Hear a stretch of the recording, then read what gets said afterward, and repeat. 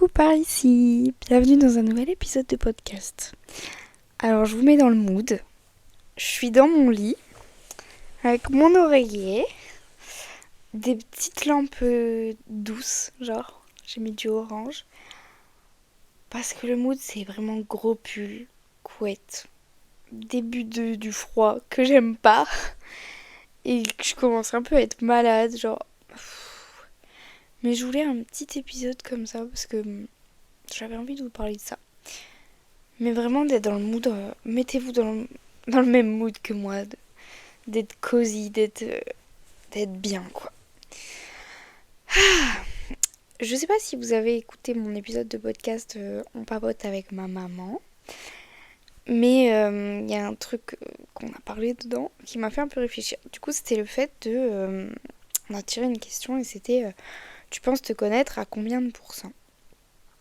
Et j'ai répondu que moi je pensais me connaître pas beaucoup. Genre à peut-être 40, genre même pas la moitié. Et en fait, ça me faisait un peu réfléchir sur ça. Parce que je me disais, genre, comment dire, que comment on apprend à se connaître et à quel moment, enfin, en fait, même je suis tombée aussi sur des TikTok d'une meuf qui disait que par exemple, si elle entendait quelqu'un parler d'elle ou par exemple de sa meilleure pote, de comment elle se parle elle-même dans sa tête et tout, en disant peut-être t'es moche, etc. Que enfin, ça va pas te dire ça. Et du coup, ça rejoint un peu ce que je voulais dire de comment on se parle et comment on apprend à se connaître. Parce que du coup, je me suis fait la réflexion, mais en fait, ouais, comment on apprend à se connaître? Du coup, je me suis dit, comment j'apprends à connaître quelqu'un de nouveau, d'inconnu et tout. Genre, enfin, en fait, on se partage qu'est-ce qu'on aime faire, les activités, est-ce qu'on partage les mêmes centres d'intérêt et tout. Et ça m'a fait penser, ça m'a fait réfléchir que au lycée, et ouais, avant de devenir qui je suis aujourd'hui, en fait, je suis passée par beaucoup de phases, vu que l'adolescence, quoi, tu te construis, etc. Mais je trouve, l'adolescence, tu te connais pas. Pas du tout, du tout. Et en fait, vu que je me connaissais pas, enfin, j'en avais pas conscience que je me connaissais pas, mais ça m'a rappelé toute cette période où je voulais être comme les autres. Et du coup, j'étais pas moi-même, puisque je savais même pas qui j'étais moi-même. Je sais pas si c'est clair ce que je dis, mais par exemple, au lycée, j'étais cette meuf qui voulait être cool et aimée par tout le monde. Je comprenais pas, enfin, j'avais très peur qu'on ne m'aime pas, etc. Et du coup, je voulais être comme tout le monde. Mais bon, être comme tout le monde, c'est être comme n'importe qui. Mais je voulais vraiment être comme ça et surtout, c'est horrible ce que je veux dire, surtout pour les garçons, en fait. Parce que vraiment, au lycée, c'est là, à partir du moment où, je sais pas, tu commences à vouloir plaire et tout. Enfin, et c'est assez bizarre parce que tu sais pas comment faire. Parce que... Et du coup, j'avais pas de personnalité dans le sens où je savais même pas c'était quoi ma personnalité. Puisque tout ce que je voulais, c'était juste que les autres m'aiment. Donc j'aimais ce que les autres aimaient. Et c'est vraiment ce qui s'est passé avec un garçon avec qui je me suis mis en couple à ce moment-là. Je J'étais pas moi parce que je savais pas qui c'était moi, mais en fait lui avait sa personnalité de comment dire, de il aime par exemple il aime un animé, etc. Et c'est même pas je vais m'intéresser à ce qu'il aime, c'est enfin je disais que j'aimais ça, que moi aussi j'adorais ça, etc. Pour qu'on ait un truc en commun, alors que j'aimais pas ça du tout et enfin ça m'avait jamais intéressé, etc. Enfin, vous voyez ce que je veux dire? Et je trouve que dans ma vie j'ai beaucoup fait ça. Et c'est quand ce mec-là m'a quitté que en fait j'ai réalisé que je pouvais pas vivre comme ça et que en fait je vivais juste pour les autres. Et donc c'est à partir de ce moment-là où j'ai vraiment commencé à me découvrir quoi. Mais c'est fou de se dire, enfin on est quand même, enfin on est avec nous-mêmes, puisqu'on est nous-mêmes genre. Mais on se connaît pas. Et en soi, je sais pas vraiment comment on apprendrait à se connaître nous-mêmes, mais je pense que c'est peut-être, enfin, de moi comment je le pense, c'est en testant des trucs, je pense. Et en se demandant réellement si nous, on aime faire ce truc-là ou pas. Genre, je sais pas, une activité manuelle, lire un livre. Par exemple, lire un nouveau style de livre. Genre, j'ai découvert récemment, parce que je suis tombée sur un... En fait, c'est bête. J'ai l'impression que c'est bête ce que je dis, mais en même temps, pas du tout, parce que c'est pour découvrir notre personnalité, parce que je m'étais jamais posé la question de qu'est-ce que moi j'aime, puisque je voulais juste aimer ce que les autres aiment pour qu'ils m'aiment. Genre, vraiment. Et du coup, je lisais beaucoup de livres, enfin j'en lis encore beaucoup même si j'ai pas trop le temps, mais j'adore lire des livres. Et je suis tombée sur un livre, ça s'appelle du Cozy Murder, je crois, en gros c'est des histoires de meurtre, mais cozy en mode pas trash. Genre tout ce qui est thriller et tout, je déteste. Mais je suis tombée sur ça et en fait j'ai lu un livre et je me suis rendu compte que j'aimais bien. Et du coup, bah, j'ai découvert un nouveau style de livre parce que je savais même pas que ce style-là, ce style littéraire et tout de lecture existait. Et en fait, du coup, ça rajoute un truc dans bah, ma personnalité et tout. Et enfin, parce que je fais un travail avec ma psy sur mon identité, sur qui je suis, etc. Et j'ai eu du mal à le faire. Et j'ai réussi à, je sais pas, ça s'est débloqué un peu et tout. Parce que je me suis rendu compte que j'avais souvent honte de moi, en fait. Que bah, souvent je me dénigrais. Mais en fait, attendez, je vous explique. Genre, pas corporellement, pas physique. Enfin, des fois, je me dénigrais physiquement, mais je savais tout de suite le repérer et me dire non, faut pas que je me dise ça, faut pas que je me dise que ceci est moche sur moi, enfin, cette partie de mon corps est moche, etc. Parce que c'est pas bienveillant, enfin, et j'ai pas envie d'entendre ça de moi. Et en fait, tout ce travail-là physiquement, je l'ai fait de moi-même parce que j'avais extrêmement conscience qu'en étant une femme, mon corps était hyper important, que c'était un truc pour plaire, que c'était que on allait juger ma façon de m'habiller, peu importe ce que je mettais, puisque je suis une femme, etc. Et qu'on est beaucoup plus, je pense, tout de suite consciente qu'on a un corps et à quoi il sert et que les regards vont se poser sur tel ou tel truc et que on va avoir des remarques, on a des remarques tout le temps sur notre corps. Et du coup, ce truc de corporellement m'en foutre du regard des autres, de corporellement ne pas me dire telle chose négative, enfin, vous voyez. Et ben en fait, tout ça, je l'ai hyper vite, enfin, pas hyper vite, non, parce que collège, lycée, voilà. Mais j'ai su faire ce travail toute seule et être fière de moi là-dessus et tout. Mais c'est que là, il y a quelques semaines, que en fait, j'ai conscientisé le fait que, en fait, j'ai souvent honte de moi, de ma personnalité, de, du coup, qui je suis, qu'est-ce qui fait que je suis moi, parce qu'en soi, un corps, on en a tous, même s'ils sont tous différents, ça fait pas de toi qui tu es, enfin, c'est vraiment ta personnalité, qu'est-ce que tu apportes, tes valeurs, etc., qui font de toi qui tu es, et... Enfin, voilà, de pourquoi on est aussi amis, enfin, nos valeurs et tout. Et en fait, bah, je me suis rendu compte que j'avais honte, souvent de ça, que j'avais honte beaucoup honte d'être hypersensible et de pleurer alors que les autres ne pleurent pas, que je me comparais dans mes émotions de oui mais eux ils ne pleurent pas alors que moi si, et du coup que je me disais que j'étais nulle et tout, et que j'avais honte de ma personnalité et qu'en fait du coup je pense que j'ose pas me découvrir.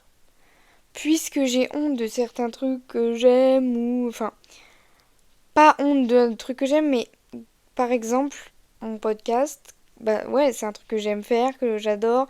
Mon Insta, mon TikTok et tout, j'adore. Et j'ai souvent, pas honte, mais peur d'en parler, encore aujourd'hui. Mais c'était pire quand j'ai décidé de faire un podcast. Peur d'en parler parce que, ben, j'ai peur, en fait, de ce que les gens vont penser. Parce que une remarque sur mon physique, je m'en fous. Je suis là en mode, bah, en fait, ils, ils mettent leurs propres insécurités sur moi et j'ai pas besoin de les entendre. Enfin, bon. Genre vraiment, ça. Je dirais pas que ça me glisse dessus, mais presque. Parce que peut-être que ça va m'atteindre à un moment parce que je suis pas non plus en pierre, mais j'ai réussi à faire ce travail de détachement. Mais je me dis, si la personne, elle est là, elle critique mon projet, ou c'est vraiment un truc où je mets mon âme dedans, où je taffe, où je prends du temps, où j'essaye de. Enfin, où je me démène, bah en fait, ouais, je vais beaucoup plus mal le prendre et le prendre direct pour moi et tout. Et du coup, j'ai souvent peur de, au final, du regard des gens, alors que je me suis souvent un peu prônée, enfin, pour pas prôner, mais je disais souvent, moi, le regard des gens, je m'en fous, et même avec mes potes et tout, je disais, mais essayez de vous en foutre, genre, c'est trop bien et tout. Et oui, je m'en fous, mais en fait, finalement, pas tant. Parce que je n'avais pas pris conscience que, ben, je me comparais beaucoup, j'avais peur quand je parlais de mes projets et tout, et de d'être qui je suis. Et du coup, tout ce travail d'identité qu'on fait avec ma psy actuellement, ça m'aide de ouf parce que j'ai réussi à poser sur papier qui je suis. Genre, je sais pas, je sais pas si c'est un bon exercice pour tout le monde, mais si ça vous parle un exercice d'écriture et tout, je vous le conseille. Genre, j'ai commencé par moi et du coup Mélissandre, mon autre amie. Et comment dire, j'ai perdu mes mots. Et du coup, à ensuite définir, bah, je suis, ta ta ta. Et je sais pas, en fait, c'est venu tout seul de, ben, en fait, qu'est-ce qui faisait que je suis moi et tout. Bah, j'aime ça, j'adore ça, j'ai pour projet de faire ça. Et je sais pas, ça a débloqué plein de trucs. Enfin, je pense pour quelqu'un qui a pas honte de sa personnalité et tout, c'est peut-être un truc débile, mais moi, mais même là, je me décrédibilise un peu en mode c'est débile ce que je dis et tout. Enfin, je fais souvent ça. Et du coup, de plus en plus, bah, je vais essayer de pas le faire. Et si vous avez vu mon TikTok sur mon miroir où j'ai écrit en fait des mots sur mon miroir que je voulais euh, m'entendre dire, si je puis dire, que je voulais me mettre en tête, j'ai écrit tu n'es pas trop. Parce que je me dis souvent que je suis trop sensible, trop empathique, trop bizarre, trop pas comme tout le monde. Et, mais en fait, j'ai même pas envie d'être comme tout le monde. Donc, c'est bien de pas être comme tout le monde. Mais des fois, je me dis, pourquoi je suis pas comme tout le monde? Enfin, c'est vraiment un peu un cercle vicieux. Donc, j'ai écrit ça, j'ai écrit slay. Parce que je slay, évidemment.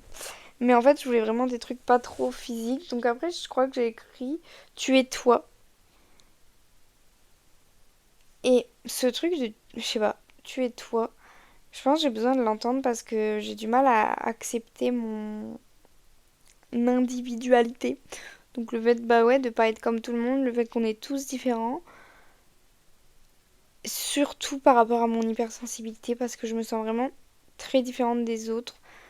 Je en fait, j'ai personne d'hypersensible autour de moi et même dans ma famille et du coup, je me compare beaucoup à bah, ma famille et, et je me dis souvent pourquoi moi je suis pas comme ça, pourquoi et en fait, j'ai le droit. Je sais pas, c'est un truc que je réalise de plus en plus que j'ai le droit d'être moi-même. C'est ouf parce que, enfin, je sais pas. Je me le suis quand même souvent dit dans mes tenues et tout, et c'est par ça que passe beaucoup de ma personnalité. Du coup, très physique, mais tout ce que je pouvais pas contrôler, parce que mon physique, je le contrôle, enfin, je veux dire mes tenues, mon maquillage, tout ça, je le contrôle, et du coup, je sais que c'est 100% moi, etc. Mais tout ce qui va être émotion, toute mon hypersensibilité de mes émotions qui me traversent de ouf, bah, je le contrôle pas. Et du coup, j'arrive pas à l'intégrer en mode, bah, j'ai le droit d'avoir tout ça et j'ai le droit d'être hypersensible et tout. Enfin, donc j'ai le droit d'être moi-même. Ensuite, j'ai écrit courageuse, unique et surtout ça, genre j'ai le droit de pas être comme tout le monde. Enfin, c'est vraiment un truc de ouf que j'ai du mal à me dire, mais que j'essaye. Et je sais plus, j'ai écrit tu as le droit et sois forte parce que du coup ça revient un peu à mon hypersensibilité où les pleurs c'est être faible, etc. Et non, en fait, j'ai le droit de pleurer, je suis quand même forte et enfin bref. Mais pour en revenir au sujet de j'apprends à me connaître, du coup, j'apprends à découvrir ma personnalité. Parce que j'ai jamais voulu la laisser s'exprimer. Parce que j'avais peur de pas être comme tout le monde. Et enfin là, je vous dis ça, mais c'est parce que j'en prends conscience et c'est pas un travail facile, je pense. Mais j'aime bien aussi apprendre à me connaître. Par exemple, de plus en plus, je fais des activités seule et j'apprends à découvrir cette partie-là de moi où avant j'avais une peur, si je puis dire, de la solitude, où j'aimais pas être seule en fait et où j'étais là, bah, enfin, je suis trop bien entourée et tout, et je suis toujours bien, j'aime bien être entourée, parce que j'aime bien le lien social avec les gens, parler et tout. Mais j'aime bien aussi en fait être seule et apprendre à me découvrir, je pense. Et du coup, de plus en plus, j'aime faire des activités seule et ça me dérange plus, c'est plus une contrainte d'être toute seule. Et je trouve que même les personnes qui auraient peur d'être seules et peur de la solitude, en fait, finalement, c'est qu'on a peur d'être avec nous-mêmes. Et je trouve ça un peu dommage. Et je pense qu'on a tous et toutes besoin d'un équilibre de on est avec les gens. Enfin, après, il y a plus ou moins d'extravertis, mais on a quand même tous besoin d'avoir au moins un ou une amie.